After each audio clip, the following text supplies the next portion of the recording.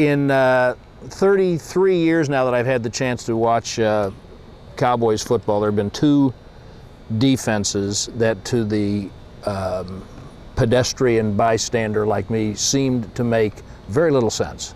One of them was the flex defense, which was completely counterintuitive, and one of them is whatever the heck it is you're doing out there, which is great. But I do know this, and I want to get out of the way and let you guys talk some football, but we were standing on the sideline, and Randy said, I think Rob Ryan plays the kind of defense that I would like to have played. He's playing offense on defense. Do you think of it that way?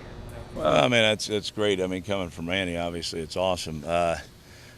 First thing, we're going to show some respect to Randy and Tom Landry and his fellow defense. First play of the preseason game. We're looking forward to that, so stay tuned and see what that is.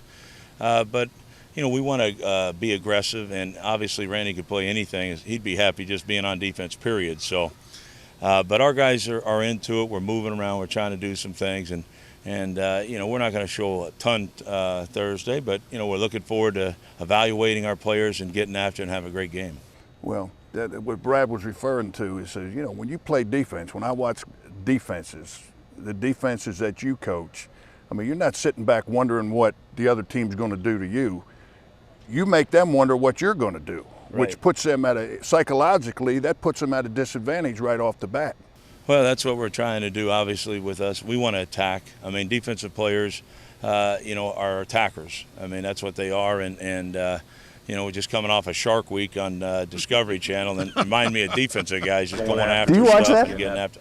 Oh, in a couple of minutes I do every time, absolutely. But we want to be attacking in attack mode, and if you sit back all day long, you know, it's not our style of football, and I think it's really you know, nobody's real style, you know, anymore. It's go after these guys, hit people, dictate the tempo of the game, and that's what we try to do. Yeah, create big plays. I mean, this defense is, I look for this defense to produce a lot of turnovers, a lot of confusion on the offense, and you mentioned earlier when we were talking, you got some great talent out here. Some of these players, I mean, they're as good as you're going to find anywhere in this league. So.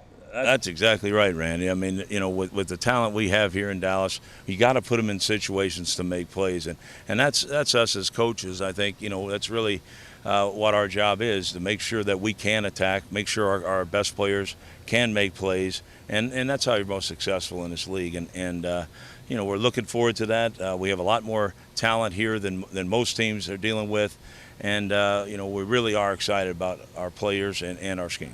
The 3-4 defense, I mean, when you think of the 3-4 defense, your defense is not the conventional 3-4 defense. You may have 4 guys on the line of scrimmage, you may have 6 guys on the line of scrimmage.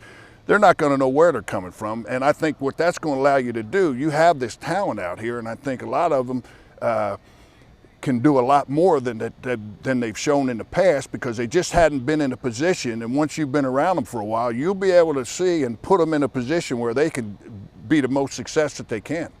Right, absolutely. I think, you know, that's the biggest thing. Not having the OTAs and all that stuff, you know, we would have known our players a little better, but we're doing a nice job here. We really get to know these guys, and I think we've identified the strengths of each and every one of them. So we are looking forward to having a multiple defense and putting them in situations where they can really attack. And, you know, we are a 3-4 defense if you're going to just draw it up as a base, but we will be able to move stem fronts and change some things, you know, that hopefully take advantage of, you know, slowing down the offense, make them think a little bit, and hopefully give us our best success. You know, one of the first conversations I had with Rob, he said, listen, you've been doing this a while. He said, we're looking for the next Bob Lilly. I said, they already found him. His name is Randy White. And he said, yeah, you're right. Okay, we're looking for the next Randy White.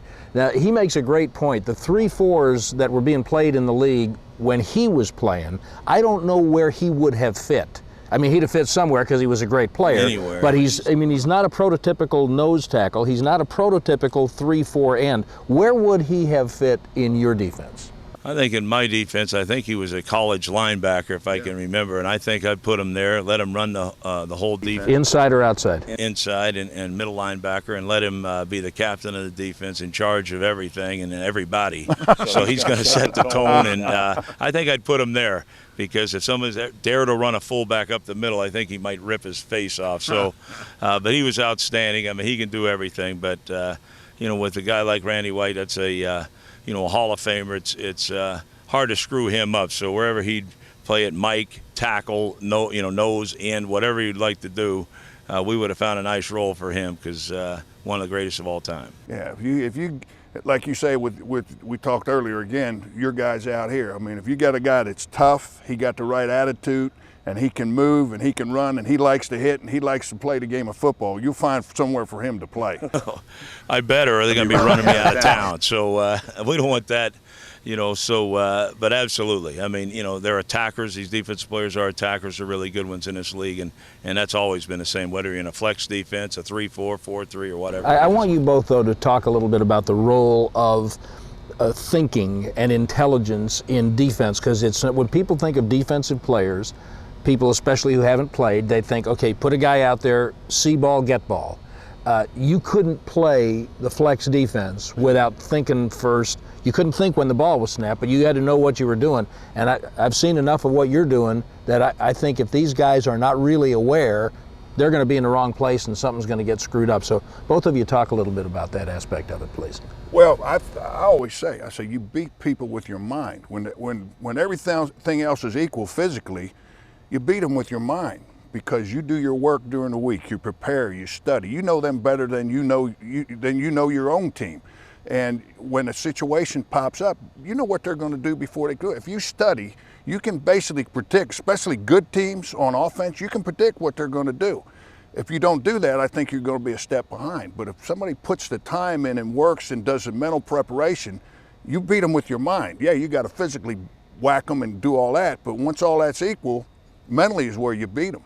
Right, and that's what, as our coaches, we have an excellent coaching staff, a veteran coaching staff, and we make plays based on formation tendencies and tips that we see during the week. So our players have to study tape, but most importantly, our coaches are going to put them in a situation to take advantage of those tendencies and know those plays to look for, and we should be in a great defense to stop what we've seen. I mean, that's where coaching comes in, and we're trying to help them. But smart guys, people don't understand, defensive players have to attack, but they also have to be able to react and adjust. I think on offense, you can just line up in a formation and pretty much run the play. You have to see different things in that, but on defense, you have to get in the right defense, first of all, make the check, and if a quarterback audibles, we're going to audible. We always, on defense, fancy ourselves as having the eraser. Whatever they do, we're going to erase it and do something better. So that, to do that, we have to have smart players. And unless the guy is just completely physically dominant, if he's not smart, he can't succeed in your defense, can he? No, I think he can. I think there's, you have to have your captains, your leaders, do most of the what I call thinking for the defense. But if there's a special player, who might be limited mentally or whatever, he's still going to play for us. We're going to make sure somebody does the thinking for him. But he's got to be special. Oh, yeah, hell yeah. Yeah, okay. Football's not real complicated. No, when it's they run not. the ball, you tackle a guy that has the ball, and when they drop back to pass, you get the quarterback. That's exactly right. It's not rocket science. It's just football. All right, now, besides the flex, when I think back in the NFL in the last 30-something years or so, the next most innovative defense that comes immediately to mind was what your dad did, particularly with the Bears, with what became known as the Bear defense. What did you think of that when you saw Buddy Ryan running that, and how much of what you do comes from principles that gave birth to the Bear defense? Well, I always wondered what it would, because the flex defense, pretty much it was a gap control defense. You had three guys at the point of attack. You always had a contain guy. You always had a cutback guy. But we were pretty predictable. When we lined up, you know where we were going to line up. So it's just a matter of beating the guy and getting in the right position. I always wondered what it would have been like had I been able to move around and play like Hampton and McMichael's in there in the middle and Dent. Those guys were slanting and scrapping. I mean, if we could have done that with the group I played with Ed Too Tall Jones, Dutton, and Harvey Martin, I mean, Right. I don't know what would have happened, but You would have kept winning Super Bowls like you did. But no, it's a fun system to play in, and 46 defense, what my father did invent, really did change the game, the way it was played, just like the flex did when it first came in, and like shotgun did for offense when Tom Landry brought that out. So, it changed the way people do things. Nowadays, you have a lot of zone blitzes and zone pressures that you do that, not as much completely max pressure, so you don't sell yourself out. Teams are trying to throw screens and all this stuff. So, but the game keeps evolving, and as coaches, you have to keep thinking ahead and staying one step ahead. And the league really is a copycat league. If we give up a big play in something, we're going to see it again until you prove you can stop it. So that's something that you have to always do as a defensive coach. well, and your defense coach, I mean, you can identify what that problem, where the breakdown was immediately and fix that problem. I mean, that was a good thing about the flex.